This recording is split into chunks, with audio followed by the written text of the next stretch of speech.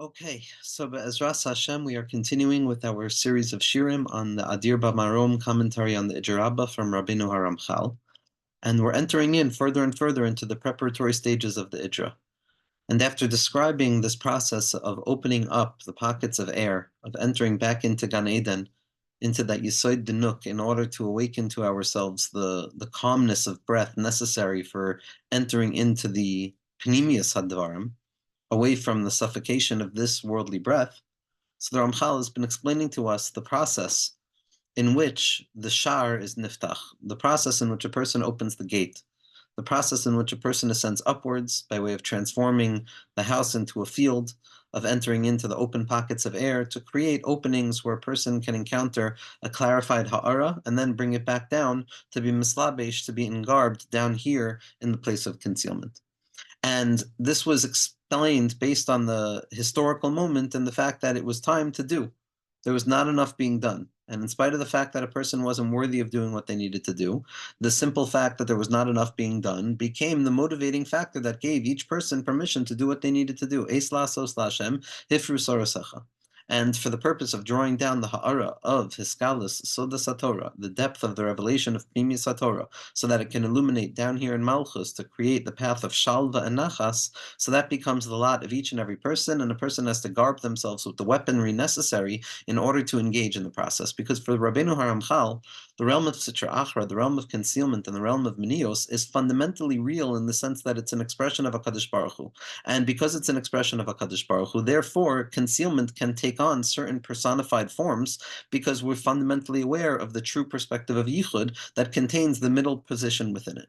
Because the Yichud expresses itself in the beginning, it separates in the middle, and then it expresses itself again at the end to be Megala, the Yichud of the Reisha and the Seifa, to be Megala, the connectivity between the unity of the beginning and the unity of the end. And then we transform every moment of suspended awareness of the middle period, which was difficulty, and we transform that into the vessels to reveal a furthering of the light of that Yichud. In the secret of Samchenu Ki Moisanisanu, that in accordance with the concealment, so too is going to be the revelation of those very moments of concealment itself. And that's going to be the secret of the Yichud of the Reisha and the Seifa, which is Mashiach ben Yosef and Mashiach ben David, and it's going to be Megala, the middle path, which is higher than both of them, which is the secret of Moshe Rabbeinu, that's Kolel Train Mashiachin. And that light of Moshe Rabbeinu had to be hidden, because whenever there's a time of concealment, it's not time for that light to be revealed. And the concealment of that light is in and of itself the revelation of the light, that secret of tashlichehu, throw him into the water, from that place of opening up the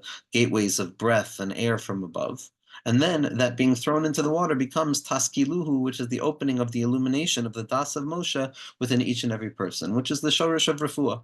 The shorish of refuah tiyele basrecha, that the Torah HaKadosha has the ability to heal the individual, just like it had the ability to heal Moshe Rabbeinu, is the secret of Shabbos Himilitzok. Shabbos Himilitzok is Rosh Tevos.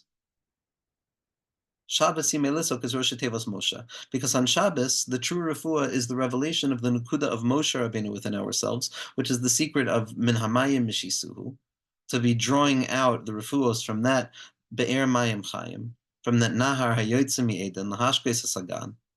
And ultimately, we have the capacity of drawing down rivers of light into our minds as we enter in to the next shlav of the week.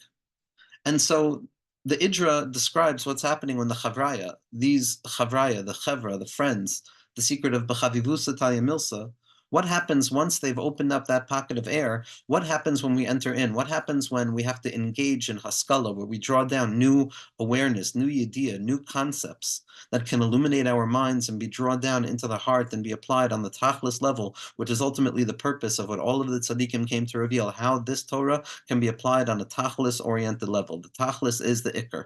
Everything has a tachlis, and to apply it in a full expression to the tachlis level, and the secret of tachlis is the dir b'tachtonim, then the Geula and the pidyon of Sisrei Torah will have its full expression, when it has the ability to be mispashet even to the chitzonim, even to the chutza of ourselves, of our lives, and to transform our lives. That becomes the biggest gilui of Kavod Shemayim imaginable.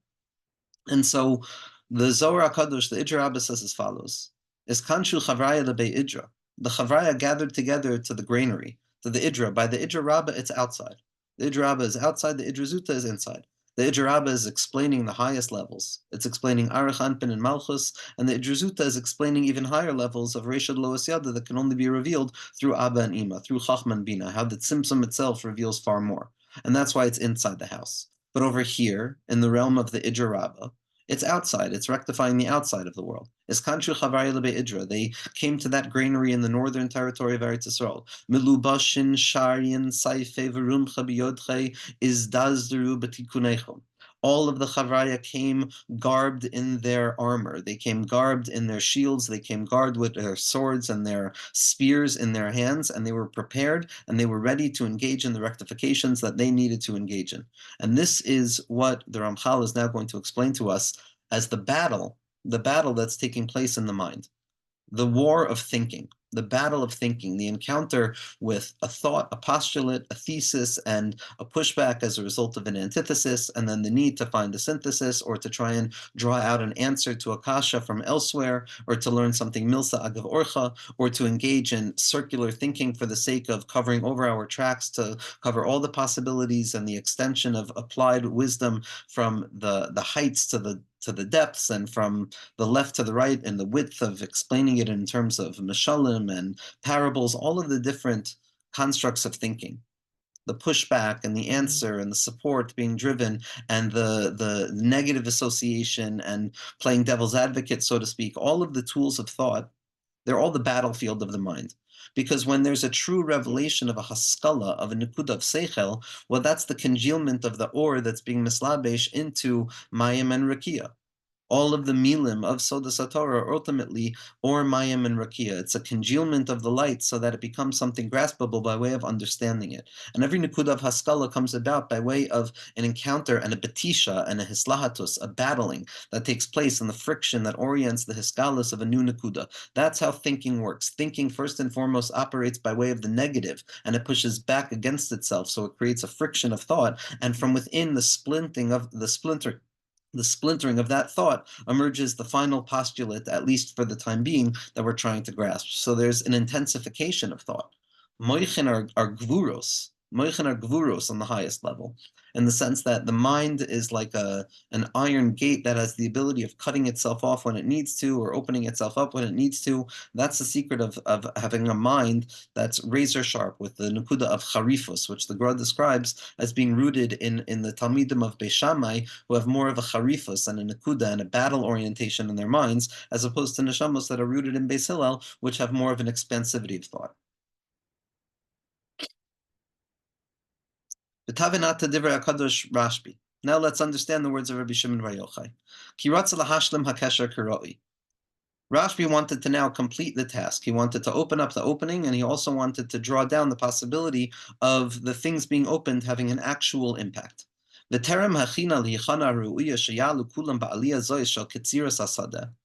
prior to us completing the proper rectification of the ascension into the air of Gan Eden by way of cutting through the thicket of the field, the Machatz de Chakla, V'sham Ta'aseh Ha'idra Hazos, right after the clearing is made within the field, the Machatz de Chakla is the Irun Inun, they thresh the area, and then in that area we open up the pockets of air from Gan Eden, and that's the preparation of the Idra.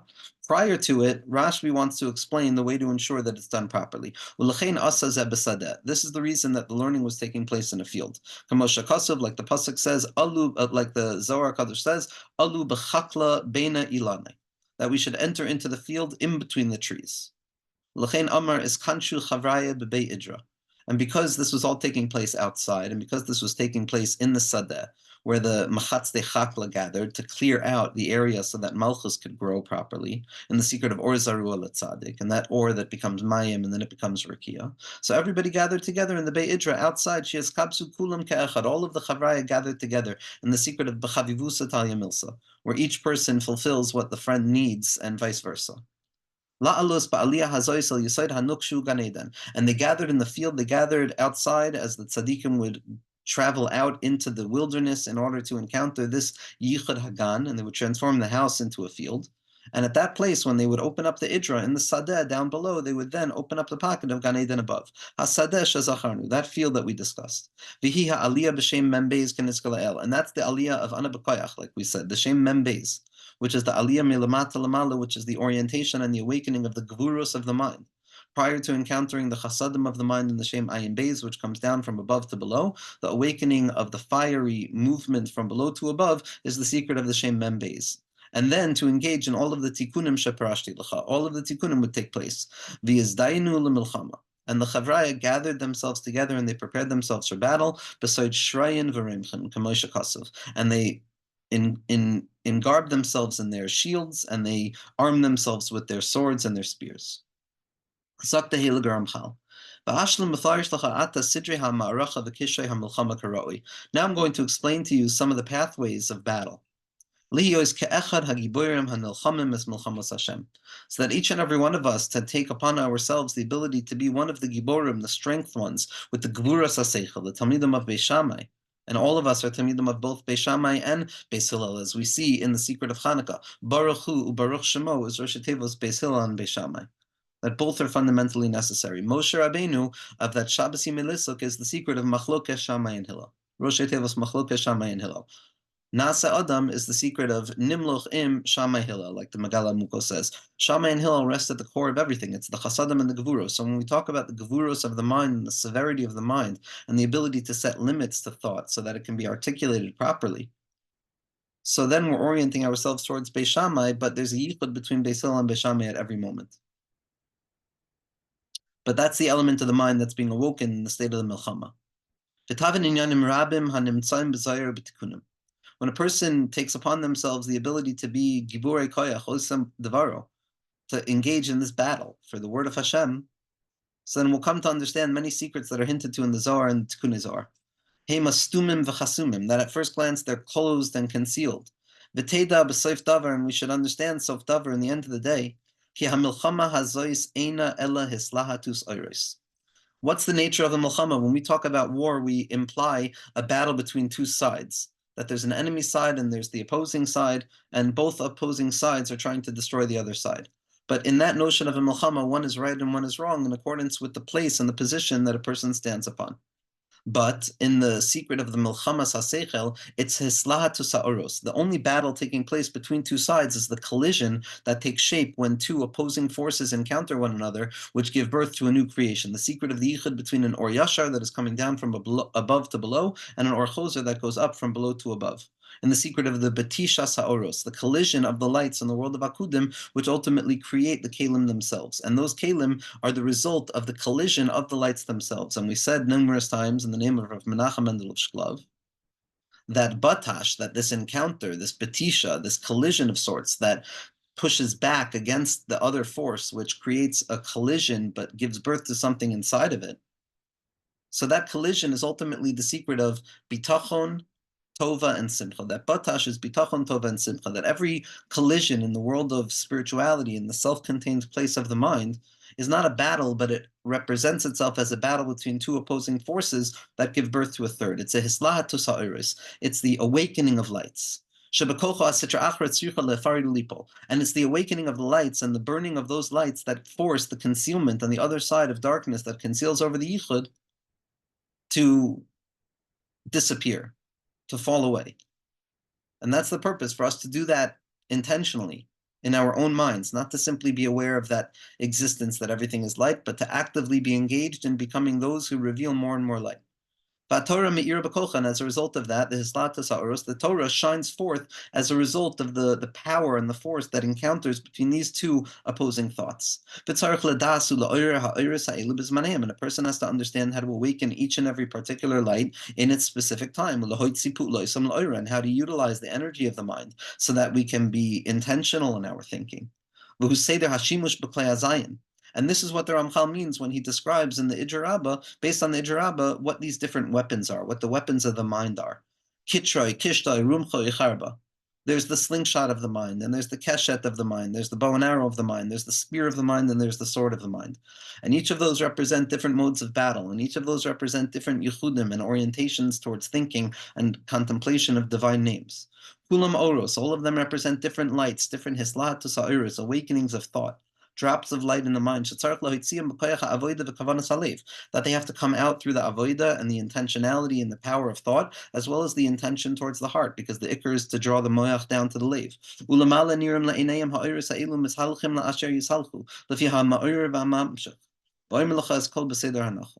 And what a person sees above, that each and every person, each and every individual, when they encounter in a sugya, each and every chavrusa who are engaged in any element of shakla v'tarya, or the Tanoim and the Amoraim who are engaged in Shakla V'tarya, each and every one of them represent their own particular expression of light that needs to be emergent and awoken in that particular moment, and the Chavrusa, or the pushback, or the Manda Ammar that pushes back against it, is ultimately there to create an opposing light that gives birth to the Nukuda of the Halacha, which is the secret of Malchus B'tikuna, which is the secret of Hariu LaHashem Kol Haaretz. This is every machlokas in Shas, every element of a battle at the heart of the Torah, machlokas of tzaddikim, all of it is ultimately for the sake of hisgalus yisera that comes about as a result of the derech batisha and as a result of the collision, which is ultimately about creating more and more lights.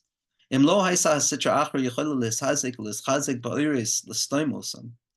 sitra achar was not given permission for the purpose of the full yichud taking shape through human experience itself, so to speak, which is ultimately our job, is to realize that all of our human experience is ultimately just a shlichus from HaKadosh Baruch Hu. But if there was no Sitra Achra, and the Sitra Achra and the concealment and the hiddenness of the world didn't have the ability to strengthen itself and to grab hold of the lights and to conceal them, then wisdom would emerge b'nachasu v'shalva, like the das of Beis Hillel, like the watery fluidity of cool, calm expression that descends from above to below without any prevention. B'nachasu v'shalva. And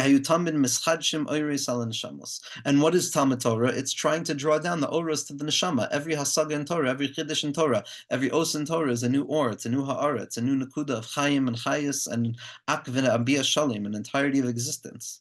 And our job is to be mamshech the oros to the neshama, to draw out lights of Torah, so that the Torah is the light itself, and each and every person's life is nishapich into a nekuda in the Torah and the chidushei Torah of the yichud and the yichud of each and every person's Torah. And if the Sitra Achra wasn't concealing that ha'ara, so then it would have moved smoothly down. And that would have been the calmness and the goodness and the pleasantness that Klal Yisrael is perpetually seeking. Because in truth, all that the neshama truly desires is to ascend back up to its source, which is its or, which is the shoresh in the Torah HaKadosha, which is the machshava keduma of HaKadosh Baruch Hu Kavyachol, the unfolding process of that Torah that's going to be neskala into the Torah Chadashim Iti Tisei, in the secret of the Torah of Atika Stima'ah, where there's going to be a heskalas le'en hakol of the Yichud Ilah Mamish within the Yichud Tata, the bilti gvul in the gvul itself, as well as the gvul containing the remnants of the bilti gvul. What we truly want is to ascend upwards to the shirish and Torah. And any light that emerges from my shirish, which is a nekuda of chiddush Torah, is an oinig chadashu lahem. It's a new tainuk hanefesh, because it's a connectivity above to the source. And these lights that are descending down in the guise of the Torah itself, this is each and every person's orientation to the Torah of their lives, their os in the Torah. And all of that is our own malchus. Each and every person has their own malchus, and all the light is coming through and being shined through our own particular malchus. That ultimately it's the zois, it's the malchus that our praise is going to be coming through, because the expression from above down below is going to be specifically through our malchus itself, our os in the Torah, the lowest part, the osios hakadumos, the osios hachakikos, the osios hamelech. And our malchus is prepared in order so this particular ha'ara can come down and be expressed from above to below down to the tachtonim. This is learning, this is thinking. And this matter is very lengthy and difficult for someone who is not an expert in the rooms of chachma, in the depths of chachma. But to someone who is a baki in them, and again this could be hinting to the baki biratza, baki b'shov, that a person has to know the darchei aliyah and the darchei yerida, to have a noisin biyam derech, to find a path into the chedrei hachachma. Each and every person understands that Malchus is the yeshiva. Malchus is Adam Yoshev al Kisei, where a person can sit calmly and allow the insights to come down from above through that milchama to be able to fully express itself, not above in the hispoinus, not above in all of the inyanim above, but in the Malchus itself, in the yeshiva, in the dir betachtoin mamish, in the ma'aser ha'ikar. Each and every tzaddik has their own yeshiva. Each and every tzaddik has their own malchus that is being mamshech, that or lamata. And if there was no sitra achra and the lights were perpetually flowing as they will be in the state of nitzchias, as it will be when the end and the beginning unified to reveal how the middle was just there to incubate and force the secret of unity to reveal itself with even more intensity, and that we go down in order to come up to an even higher place. And if there was no stoppage, and we receive that light immediately without any privation, without any concealment, without any milchama, then we would have been able to experience the menucha and the nachla, that calmness, without resistance, without struggle, without the need to battle in the mind. But we would have been able to experience the fluidity of that flow of the menucha and the nachla that will be revealed in the future. L'netzach netzachin. It's relative. Perpetually, the menucha, from my perspective now, and the yigia, from my perspective now, is one thing, and the perspective in the future is going to be different, because right now in the state of yigia, so we perceive a certain state as representing menucha, but when we're zocha to that state of menucha, we'll come to understand that there's also yigia there, and we'll come to try and grab an even higher level of menucha, because the secret of menucha is that ein lahem menucha, loy ba'olam hazeh, loy la'olam haba. That's the secret of menucha, that it's a menucha ein sofi. It's a secret of growing on levels of menucha, of lahanchil menucha, that HaKadosh Baruch Hu is manchil menucha la'am Yisrael. Manchil menucha, that he allows menucha to continue to be drawn down to the levels of the more we rectify amuna and more we enter into menachama and menucha, and then we find HaKadosh Baruch Hu in that menucha, then there's a new level of menucha that comes down, like we say by Shalashuddis. It's that HaKadosh Baruch Hu, you want us to have menucha. We have menucha. And it's through the menucha that we have that we're going to come and sanctify your name. What do you mean? Hashem just gave us the menucha that Hashem is going to sanctify his name with. That's the point, right? When we understand that HaKadosh Baruch Hu wants to be mashpia, the shefa of menucha, and the nachla, lavo, nowadays we'll be able to understand the secret of netzach netzachim as it melts into time itself. But mipnei hanimsa sitra achra hamitacheses. But because we operate in the space where the Sitra Achra conceals, and we live in a space of time, that the lights don't emerge immediately to their destination. And there's a process, and letters get lost along the way, and there's concealment. Ultimately, every lost letter will eventually reach its place when it's read, as we saw in the Zohar HaKadosh last week, because it's there waiting to be read, but nevertheless, it's crisscross, and now it's milsa agav orcha kamashmal, and now it has to come about by way of circuitous reasoning, and the secret of the nachash aklason, and the shakal of Atari, and the tuyufta, and the kushya, and the teretz, and all of the processes of thought. Because how much concealment does there rest upon the singular nekuda of liba de hilchasa, on the understanding of the sugya in its particularized form and essence, and the quintessential expression of its purpose? So how many levels of concealment rest upon it now? We have to engage and gird ourselves for battle of thought in order to refine it and get rid of all of those concealments. Which means that process of questioning and answering. Rav Chaim Vital writes that when the Arizal would learn Divrei Halacha, that he would sweat to a degree of intensity, because he was engaged in the processing of removing sheaths of concealment in order to come to a place of more clarity. Every ounce of clarity in a Jewish mind is a nekuda of hiskalus hashchina, and that secret of havadei shemo kein tilaso. And in that place, what we're doing is we're refining thought through the amelus to get rid of the klipa of Amalek that covers over the nekuda of thought, and through that amelus of thought, we come to the nekuda haktana, which is the secret of the tzaddik be'emunah yichya. But there's a lot of concealment over it. Because when we find now in the shlita of time and concealment, when one light wants to come down, but it wants to come down in its full strength, so there has to be a profound awakening from below in order to receive this particular light. And so that person who is awakening to be a receptacle for that nekuda of seichel at that moment, which is beginning to be a bal ha'or, to be a hiskalus of the or of the Torah, so a person has to engage to prepare themselves. Ki halo Al haneshama achas arabos yimshach ha'ma'or v'ne'echas behem hasitum ad asher ya'avur mehem koyach ha'ara haba.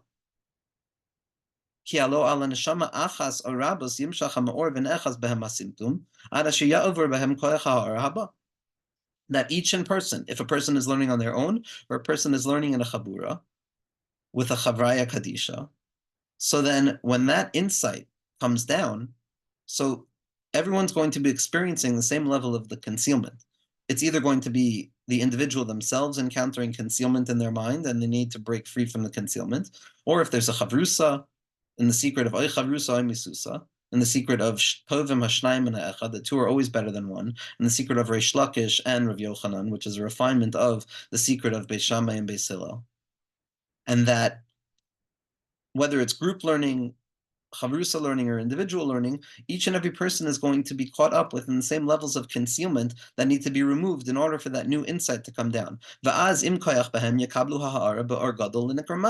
And if there's going to be a real preparation and they have the shield necessary to protect themselves from concealment, then they'll be able to receive that ha'ara. That's the secret of the magen. The magen is the gematria of the shem kale times 3, which is paying attention to the chesed that's in front of me at each time. As we're going to explain, says the Ramchal. And at that point, when we have the magin to prepare ourselves, the shield to block away concealment, to receive this light, the islahatu ha'oros, and the lights are going to begin to move forward, and they're going to begin to grow in their intensity, because the mind is beginning to murmur in its strength, and thought is coming into action, and we're awakening the olam ha'machshav and the secret of nishmat shakai tavinayim, that it's the emergent principle of shchinta kadisha that rests within my thoughts, in the secret of Chelek Elokai Mimal Mamish.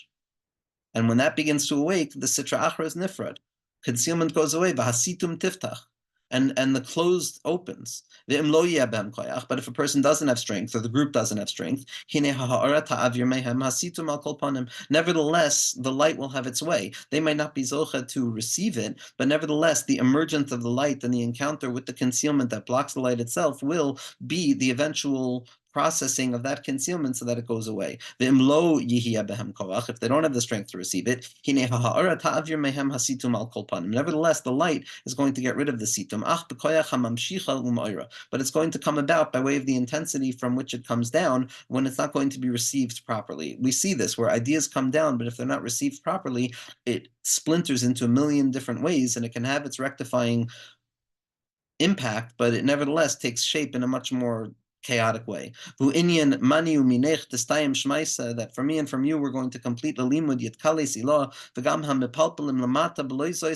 even if we're learning down here, even if we're engaged in the process of thinking, and we're not aware of what's taking place, and we're not engaging in the kitra and the rumcha and the charba and the keshet of our minds, and we're not engaging in the shiryon and the magain, and we're not aware of the shemos of the different mechanisms of thought. Are we also engaged in this process? Is the thinking of the Yid ultimately engaged in the same tikkunim? Even those who engage down here below in this type of thinking, below zos hayadia, even if they don't know, B'shakli v'tarya b'halacha, and they're going back and forth in limud ha'halacha, in nigla and shas, metaknim tikunim keila. These are the tikunim that are taking shape. In yonim ha'avaras ha'sitra achra ha'setemes. It's the matter of removing the concealment of the sitra achra. This is what limud ha'gemara is. This is what limud ha'gemara is. It's concealing and getting rid of all of the sitra achra in the Welt. Ach ein erech l'tikunim tikun. Kasher timsim mefurish bekam mekoymes u'menizayu mitikunim ki ikra tikunim b'koyach hasodes and nemlamdim lahem l'tikun hashchina kanal. And even though it's taking shape, even if a person is unconscious to the reality of what's taking shape, nevertheless, at the Heiliger Ramchal, it's still having its deep impact. Nevertheless, it's always better to know what's taking place. As Rabbi Nachman says, that it's wonderful for a person to have emunah in the tzaddik, to have emunah in the koyach of tzaddikim, to have emunah in Moshe Rabbeinu, to have emunah in Shabbos Himelitzok, Ruhuru Krova Levo, in the secret of the Bas Melech, who's going to be healed by the tzaddik Yisod Olam of Moshe Rabbeinu, who is going to be mislabish within the Kalim of Mashiach and the secret of Mibein Shei Akruvim, where everything returns back to Yerushalayim. So it's the belief, and the knowledge. The belief in the tzaddik is a very good thing, but ultimately Rabbi Nachman says that it's also very, very good to have belief and knowledge, because when a person has belief and knowledge, so if knowledge falls away, so the belief will still be there. But if belief falls away, then the knowledge will still be there. And ultimately, what will remain is the nakuda of faith. What will remain is the nakuda of emunah. But the way that we know it, and the more we know about it taking shape, the more intense the process is going to be, and the more powerful the process is going to be. And that's going to be the secrets of learning Sisrei Torah and the tikkunim that take shape by way of knowing what's taking shape. Va'ata al tevahel, says the Ramchal, don't be concerned. V'libcha al yimahir lehitzrasos betchilas ha'havana be'elu hadvarim. Don't let yourself be quick, and don't be with a bahala, with an urgency, or running without knowledge. V'libcha al yimahir, and don't let your heart try and go too quickly to uncover the desire at the beginning of learning these things. A person shouldn't, that God forbid a person should come to think that I've already grasped them in my mind, and that I've gained through my own strength and I've been able to collect them, as if a person knows what they're talking about when it comes to these matters. Says the Ramchal,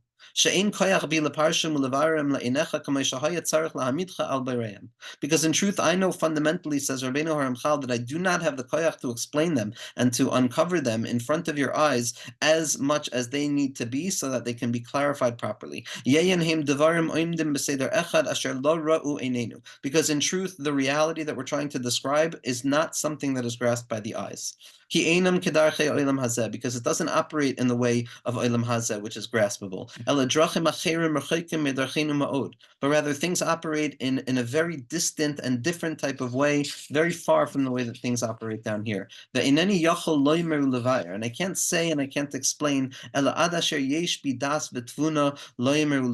don't have permission. I mean, when the Ramchal is saying this, he's saying he doesn't have permission, because a tzaddik Yesod Olam like the Ramchal doesn't have permission. When he has permission, he has permission. For everybody else but the tzaddik, and even for the tzaddik, there's an element of not being able to fully reveal it. But ultimately, for the Ramchal, there's ramazim here that this was permission, because the Ramchal had the capacity to reveal everything, but the time was not right. So when the Ramchal is saying ve'eineni yachol loimer levayer, and I don't have the ability to say, and I don't have the ability to explain, I could only explain as to how far my mind goes, the secret of das v'tvuna, the need to explain it in philosophical terms, kaviyachol, which the Ramchal did so powerfully. We see this. There's an amazing sefer that came out on Mesilas Yesharim.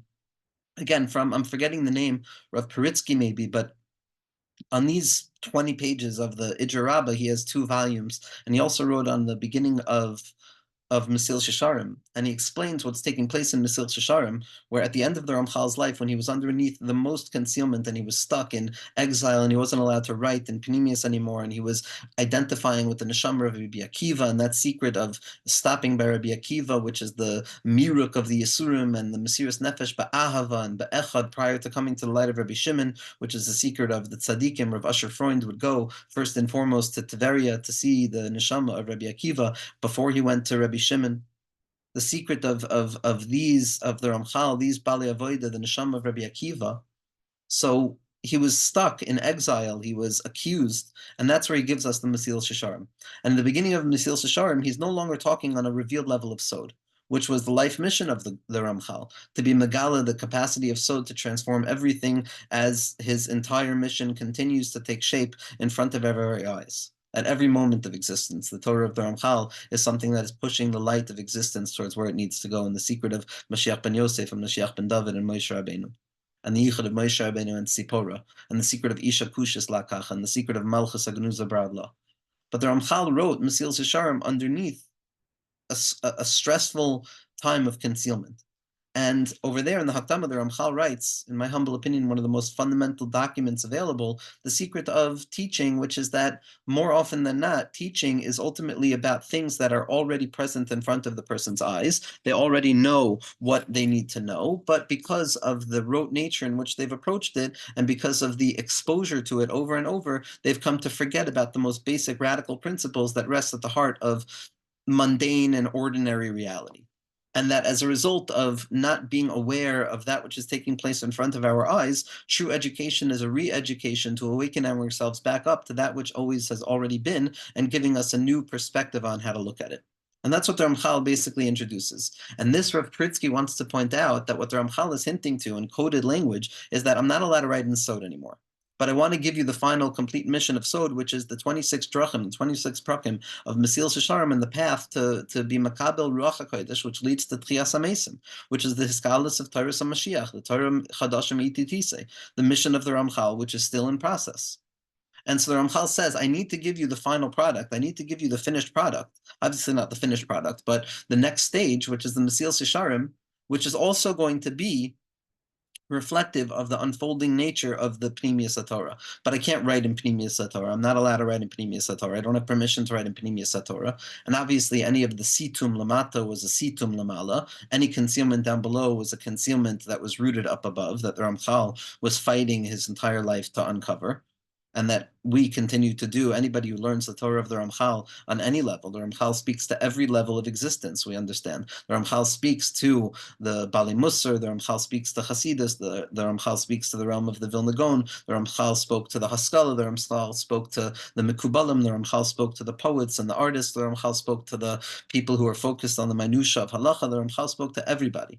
The Ramchal's Ha'ara continues to express itself in a fundamental way, specifically in Eretz Yisrael, as the Nazir HaKadosh, Rav David Cohn's Chus Yogan Aleinu ends his Sefer Kol HaNevuah with, that in truth, everything that's transpiring is a continuity of the light of Rabbeinu HaRamchal. And what the Rabbeinu HaRamchal was saying is that everything that you see, you already know. You know the Sodos already. You know the language of Sod.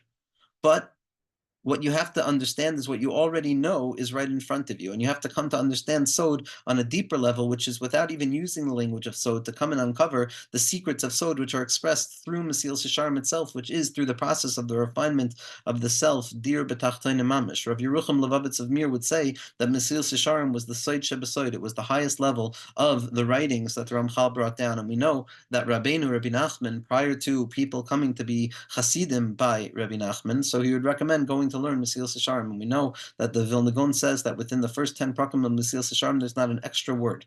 And that had it been alive, then the Gra would have traveled as far as he needed to travel. So everything that Ramchal is giving us, and when he says, I don't have permission to reveal it further, and I can't explain it further, he's talking about the limitation of reading words on a page. He's talking about the limitation of needing to hear these words inscribed in pages and no longer encountering them in a real way. But there'll come a time where it's a Torah Chadashim Ititise, where each and every person is going to have the ability of Ayin B'Ayin Yiru B'Shuv Hashem Sion, where we'll know what's taking shape. We'll know what has always already been taking shape. As the Ramchal says, all of this is taking place whether or not we're aware of it, but it's much better to be consciously aware of it. That's the purpose of the Chira. V'ata Tetzarev Kol Divrei B'Yachad HaRishonim V'Achronim. And now, says the Ramchal, we can combine together all of the ideas, the first ones and the last ones, V'al Kol Mila V'Mila Ta'amik V'Ta'ayin L'Tzayir Tzir Tuv B'Sichlecha. Because again, we said when the Ramchal tried to give us this Yichud Hagan, he said he had to mix it up and he couldn't convey all of the secret principles explicitly at once. So he's davening now, because the Ramchal wrote, just like Rabbeinu said, to transform our Torahs into Tefillah. The Ramchal also has Torah and he has his Tefillos. The Tefillos of the Ramchal, the Taktu Tefillos, is ultimately this Tefillah of Lishoascha Kivisi Hashem, V'al Kol Mila V'Mila Ta'amik V'Ta'ayin, L'Tzar Yatzir Toiv B'Sichlecha, V'az Yeh Ha'Dvarim Geluyim Lefanecha. A book can only go so far. A book doesn't have permission to reveal everything that it needs to reveal.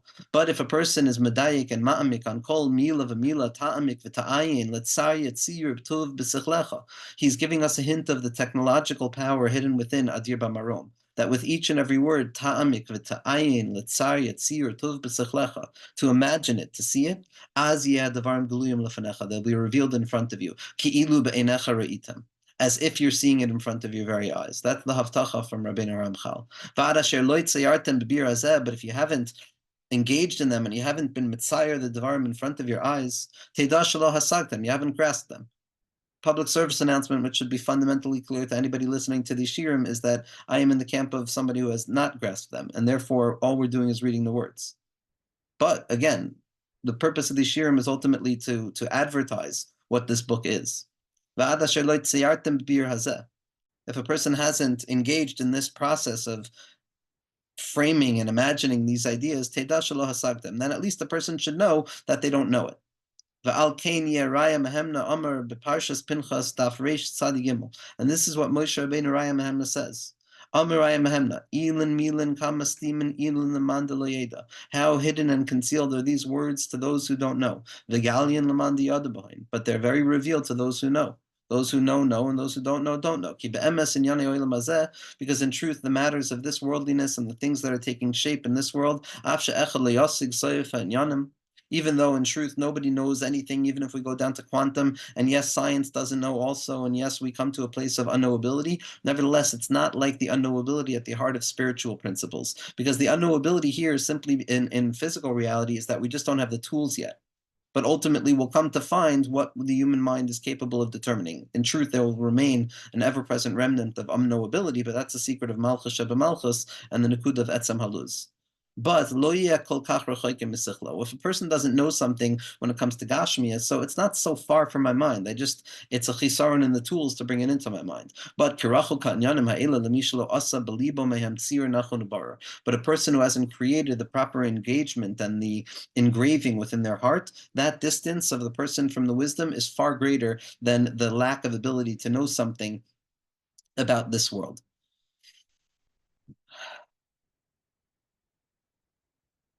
Okay, we'll stop here. I want to go weiter. There's so much more beautiful nikudas on this, but we'll stop here, Be'ezras Hashem, and we'll continue next week.